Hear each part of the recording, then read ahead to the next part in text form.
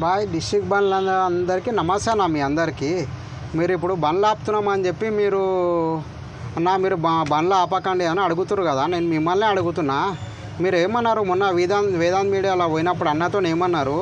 అన్న మేము ఫైనాన్స్ కట్టలేకపోతున్నాము, 7,000 రూపాయలు మాకు అప్పులు ఉన్నాయి అని అంటారు కదా.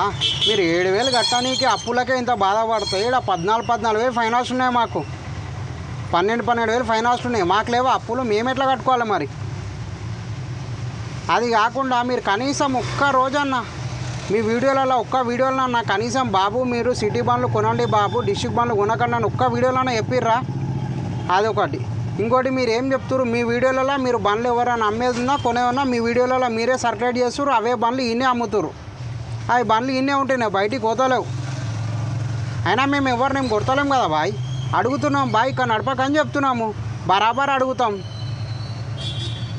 ఇంకోటి మన అన్న ఉన్నాడుగా పాలమూ స్టార్ అన్న, వారంలో 30,000 ఎట్లా కొట్టాలో అని చూపిస్తుంది కదా వీడియోలలో మంచిగా. నేను కొట్టిన 30,000 అని చెప్పి కొడుతున్నా, మీరు 30,000 చూపించండి మరి. 30,000 మీరు కొడుతుంటే ఇట్లానే కదా బండ్లు పెరిగేది. మరి ఇంకెట్లా పెరుగుతాయి బండ్లు? మరి ఇంకా మీరు సపోర్ట్ చేస్తారు కదా డిస్ట్రిక్ట్ బండ్లు కొనేటోళ్ళకి, తెచ్చుకోండి బాయ్, నడుపుకోండి బాయ్ అని చెప్పి. మేము ఏం అంటలేము ఎవరిని, మేము అడుగుతున్నాం బండి నడపక బాయ్ అని అడుగుతాం, బరాబర్ అడుగుతాం. ఇక్కడ నుంచి ఇంకా రోజు అడుగుతాం ఇంకా.